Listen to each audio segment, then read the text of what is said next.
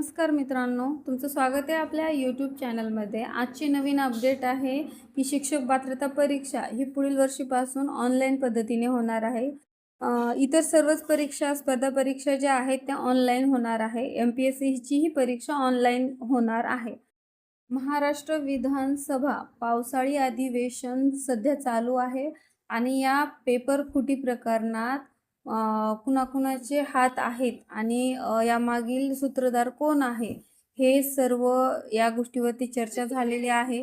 आणि यामध्ये आपल्याला त्यांनी सांगितले आहे की जे कोणी दोषी आहे या अधिवेशनात पेपर फुटी प्रकरणात जे कोणी दोषी आढळतील त्यांना सर्वांवर गुन्हे दाखल करण्यात येतील आणि योग्य ती शिक्षा देण्यात येईल असे सांगितलेले आहे। आणि त्याचबरोबर याच्यावरती उपाययोजना म्हणजे पुढील पेपर हे फुटू नये यासाठी त्यांनी सांगितलेलं आहे की पुढील वर्षापासून TETची परीक्षा ही ऑनलाईन पद्धतीने होईल। बघा उपाययोजना काय काय आहेत ते।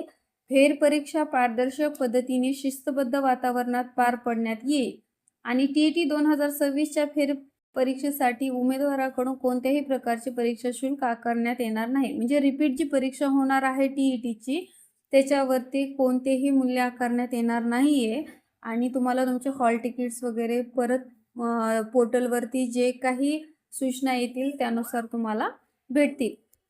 पण ही TETची परीक्षा झाल्यानंतर जी नेक्स्ट TETची परीक्षा येईल ती पूर्णतः ऑनलाईन पद्धतीने असणार आहे। ओके, अशा नवीन अपडेटसाठी आपल्या चॅनलला सबस्क्राईब करून ठेवा आणि व्हिडिओ माहिती आवडत असेल तर नक्कीच लाईक करा। थँक्यू।